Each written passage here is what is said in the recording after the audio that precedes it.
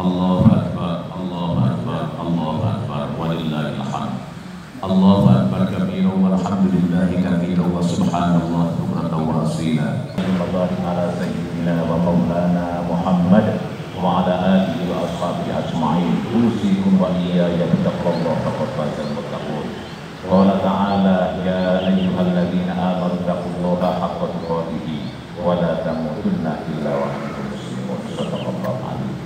Para jamaah sholat hari raya Idul Adha yang saya hormati, syukur kehadirat Allah Subhanahu wa taala, hari ini kita bersama masih diberikan panjang umur, sehat walafiat, kita bisa beraktivitas sehari-hari, termasuk di dalamnya menunaikan ibadah sholat sunnah hari raya Idul Adha pada pagi hari ini. Yang kedua, marilah kita senantiasa meningkatkan kualitas takwa kita kepada Allah Subhanahu wa taala. Karena hanya dengan takwa itulah nilai manusia yang sesungguhnya. Idul Adha yang saya hormati, hari ini kita ada pada bulan Dzulhijjah, salah satu bulan yang dimuliakan oleh Allah Subhanahu wa taala di antara 4 bulan yang lain.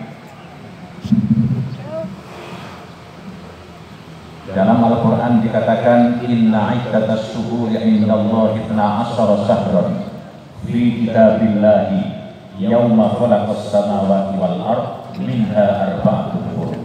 Muharram atau orang Jawa menyebut Sasi Suro, kemudian yang keempat adalah bulan Rajab. Para jamaah sholat Idul Adha yang saya hormati, lalu yang menjadi pertanyaan, apa yang harus kita kerjakan di saat kita ada pada bulan mulia seperti ini? Yang pertama adalah haji, manakala kita mampu. Dalam Al-Quran dikatakan walillahi 'alan nasi hijjul baiti man istata'a ilaihi sabila. Hanya karena Allah Subhanahu wa taala haji itu diwajibkan dan bagi mereka yang telah mampu. Sungguh seorang hambaku yang aku sehatkan jasmaninya, yang aku lapangkan rezekinya, kemudian melampaui 5 tahun dia tidak mau haji atau melaksanakan umroh kepadaku, pastilah mereka terhalang, pastilah mereka termasuk kategori orang-orang yang terhalang dari rahmatku atau manusia yang lebih baik.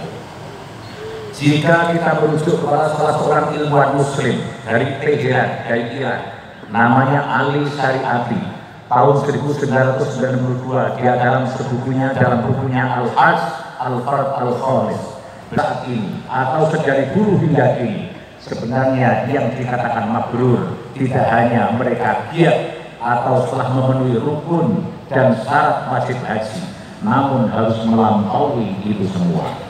Politik dan kebangsaan bagi para pelaku peserta ibadah haji.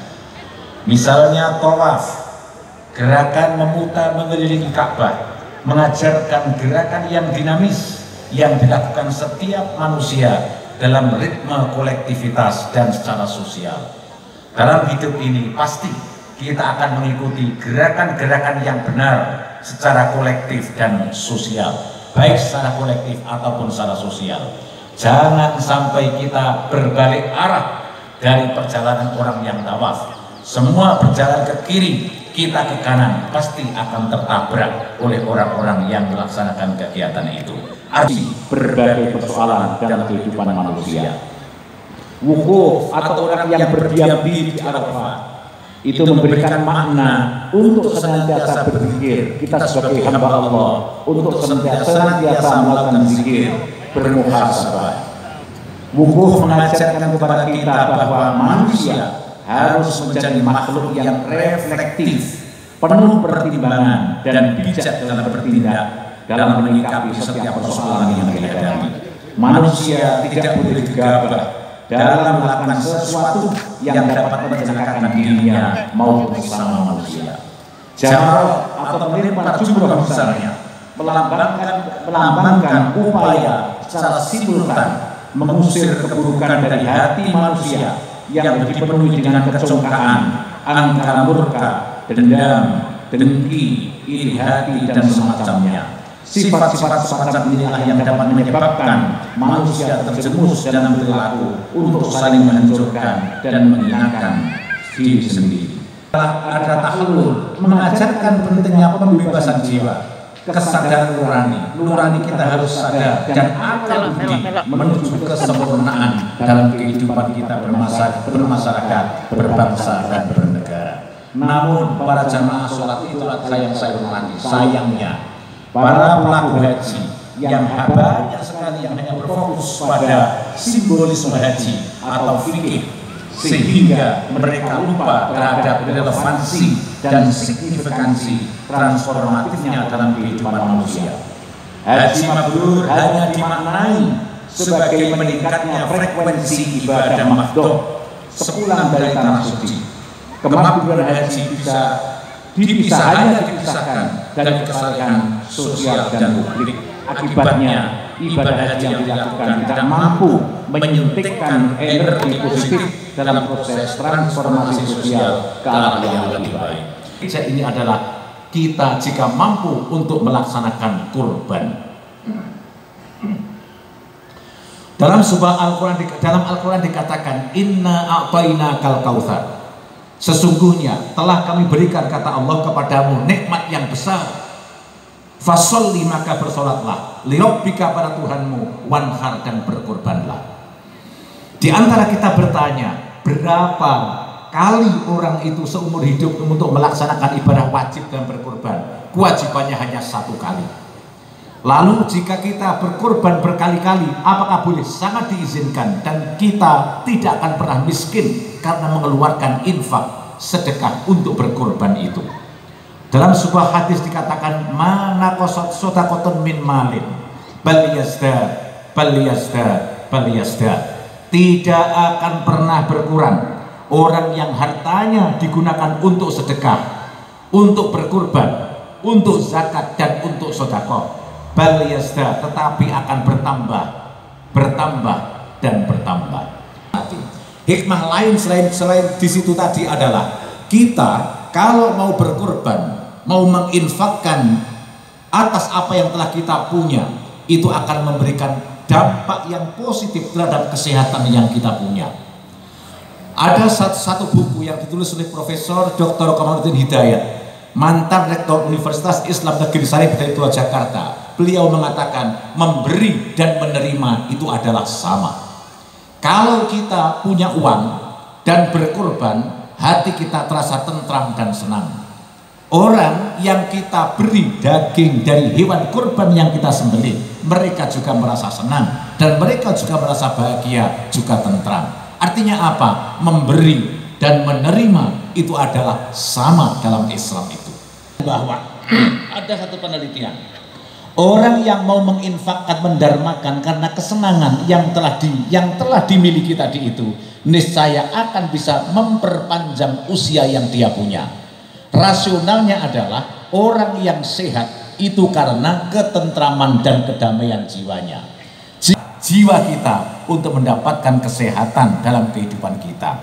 Yang ketiga, para jamaah sholat Idul Adha yang saya hormati, apa yang perlu kita kerjakan di dalam bulan mulia seperti ini? Yang ketiga adalah terus-menerus saling bernasihat dalam kebaikan dan kesabaran. Dalam Al-Quran dikatakan,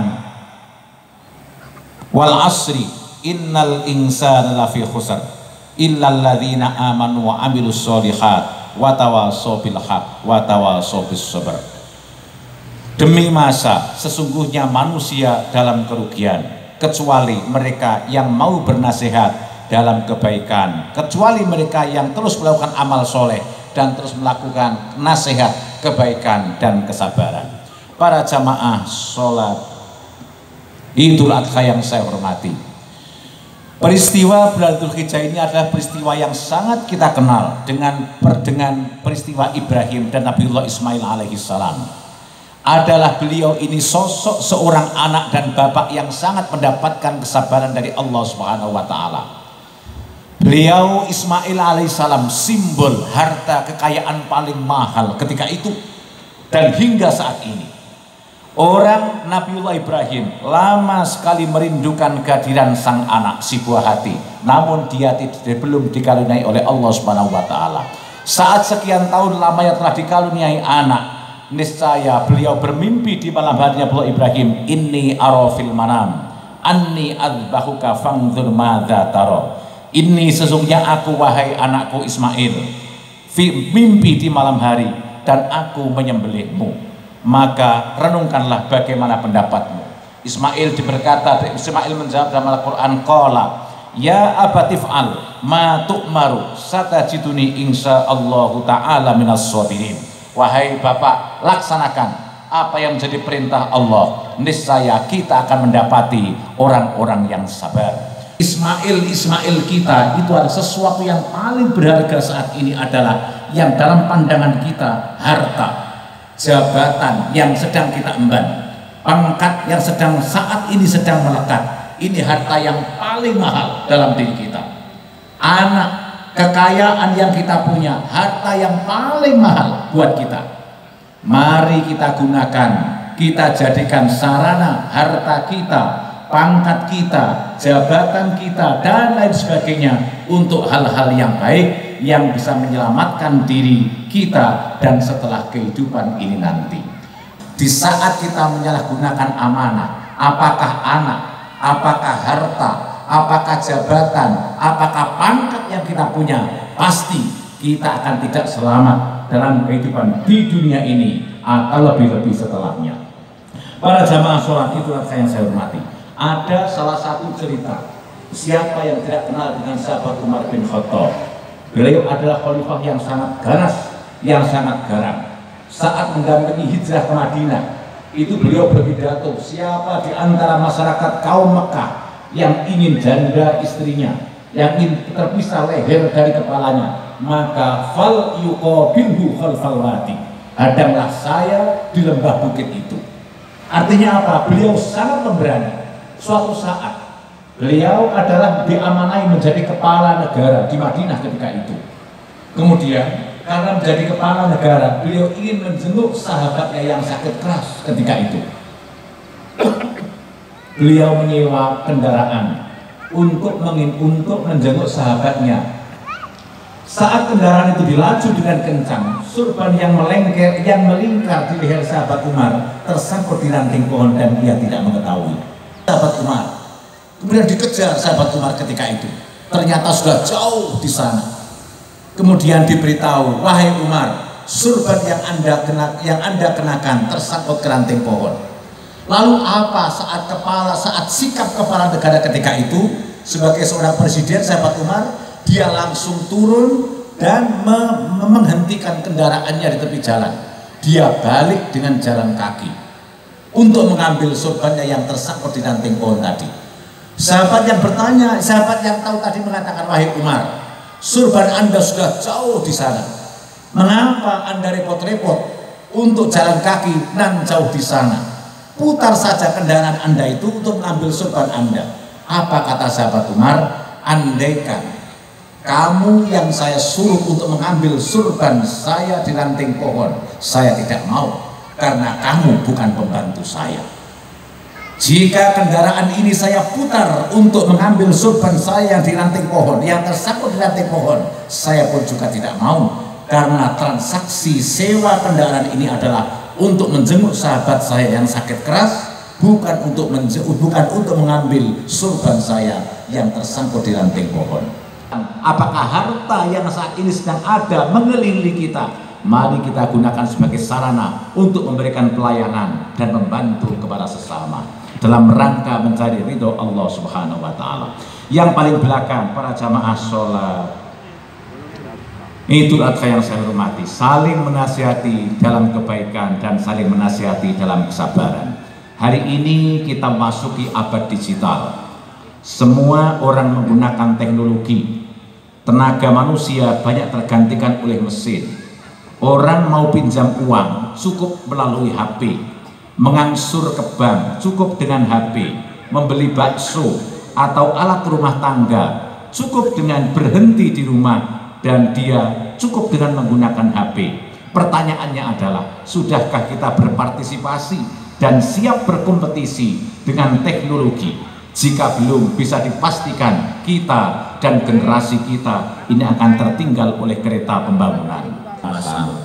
Untuk mencintai anak-anak kita, merawat harta kita yang paling berharga, mari kita jaga diri, maka kita jaga diri dan keluarga kita, anak-anak kita dengan cara yang lebih baik untuk senantiasa beradaptasi dengan zaman, dengan tidak melupakan untuk mendekatkan diri kepada Allah Subhanahu wa Ta'ala. Para jamaah yang terhormat, jika kita lihat populasi tahun 2021, populasi atau jumlah penduduk dunia itu mencapai 7,8 miliar. Pengguna handphone seluruh dunia itu mencapai 5,2 miliar orang. Pengguna yang aktif di internet, yang pengguna internet 4,6. Yang aktif di media sosial, Facebook, Instagram, WhatsApp dan lain sebagainya mencapai 4,2. Jika dilihat dari pertumbuhan ekonomi digital di Indonesia, ini dikatakan Indonesia lebih baik dari pertumbuhan yang ada di wilayah Asia Tenggara. Indonesia menempati urutan pertama sejak tahun 2015, 2019, 2025, mengalahkan negara-negara Asia Tenggara yang lain seperti Singapura, Malaysia, Brunei, Thailand, Vietnam maupun Myanmar. Tahun 2025 nanti Indonesia diprediksi transaksinya akan mencapai 133 US dollar. Negara lain hanya mencapai 25, 27 atau 43, maksimal mencapai 50 US dollar per tahun pada tahun 2025 nanti. Pertanyaannya adalah, apakah sumber daya manusia yang kita punya, SDM kita, anak-anak kita sudah bisa beradaptasi dengan hal-hal seperti itu? Makanya Nabi seringkali mengatakan, mewanti-wanti, ajari anak-anakmu dan keluarga anak-anakmu, karena mereka akan hidup pada satu masa yang berbeda dengan masamu. Oleh semangat anak kepada anak-anak kita, generasi kita untuk lebih optimal menatap masa depan mereka yang lebih baik lagi. Siapa tahu dengan selalu meningkatkan sumber daya manusia yang lebih baik, dengan selalu melihat kesabaran, meningkatkan kesabaran, dengan selalu optimis, bisa mentakdirkan, Allah bisa mentakdirkan diri kita membukakan pintu-pintu kemudahan di masa-masa yang akan datang. Para jamaah sholat Idul Adha yang saya hormati, itu yang bisa saya sampaikan. Semoga kita bisa memberikan teladan, mengambil hikmah dari perjalanan Nabiullah Ibrahim dan Ismail dengan uji kesabaran, uji keuletan, terus berdoa mendekatkan diri pada Allah, utamanya di dalam dunia yang kita huni di saat ini. Para jamaah sholat Idul Adha yang saya hormati, semoga Allah Subhanahu wa Ta'ala senantiasa memberikan kepada kita panjang umur, sehat walafiat, senantiasa diberikan kemudahan, senantiasa diberikan kesehatan, senantiasa diberikan keberkahan, dan selalu dalam lindungan Allah Subhanahu wa Ta'ala. Wa idza quri'al Qur'an fastami'u lahu wa ansitu la'allakum turhamun wal 'asri innal insana lafi khusr illal ladzina amanu wa 'amilus solihati wa tawassaw bil haqqi wa tawassaw bis sabr.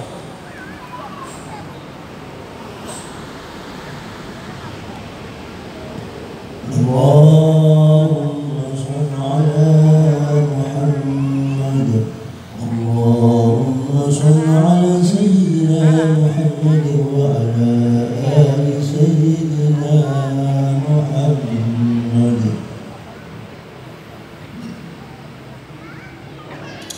Allahu akbar, Allahu akbar, Allahu akbar, Allahu akbar, Allahu akbar, Allahu akbar, Allahu akbar kabira walhamdulillahi katsira wa subhanallah wa tawasila la ilaha illallah wallahu akbar, Allahu akbar walillahil hamd. Alhamdulillahil wahidil ahad al-fardis samad alladzi lam yalid wa lam yulad wa lam yakul lahu kufuwan ahad. Asyhadu an la ilaha illallah wahdahu la syarika lah wa asyhadu anna sayyidana wa nabiyyana Muhammadan abduhu wa rasuluh. Allahumma shalli wa sallim wa barik ala sayyidina wa maulana Muhammad wa ala alihi wa sahbihi ajma'in. Usikum wa iyaya bittaqwallah faqad faza al-muttaqun.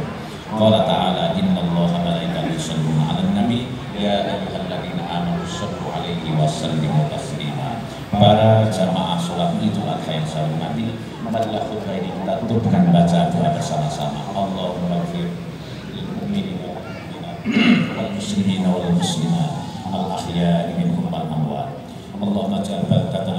Indonesia ada baldatan thayyibatan tajri fiha anhar sunnatul rasul ala tariqati ahli sunnah wal jamaah. Allahumma ya Allah ya Tuhan kami, Engkaulah zat yang menyelamatkan kami, Engkaulah pelindung kami, Engkaulah memberi petunjuk bagi orang-orang yang bingung, Engkaulah memberi kecukupan bagi orang yang kekurangan, Engkaulah memberi ketenangan bagi orang-orang yang gelisah. Ya Allah, jika di antara kami ada karib kerabat kami, ahli taulan kami, ada yang sedang sakit, maka Engkau sembuhkan. Yang lupa Engkau ingatkan, yang gelisah Engkau tenteramkan, yang sedih Engkau gembirakan, yang meminta Engkau beri dan Engkau kabulkan. Ya Rabbi, ampuni kami atas kekhilafan dan dosa kami kepada anak-anak kami, suami istri kami, jika kami belum mampu mendidik dan membahagiakan mereka. Ya Allah ya Tuhan kami, ya Allah yang mengetahui segala keburukan dan aib dan maksiat kami, ampuni seburuk apapun masa lalu kami, tutupi seburuk apapun aib-aib kami. Ya Allah, bukakanlah lembaran-lembaran baru yang bersih yang menggantikan masa lalu kami. Allahumma barik lana fi hayatina, berikan keberkahan dalam kehidupan kami, berikanlah keberkahan dalam kehidupan kami, berikanlah keberkahan dalam keluarga kami, berikanlah keberkahan dalam rezeki kami. Allahumma barik lana fi hayatina wa barik lana fi dzurriyyatina. Rabbana atina fid dunya hasanah wa fil akhirati hasanah wa qina adzabannar. Walhamdulillahirabbil alamin. Kata itu. Bapak ya.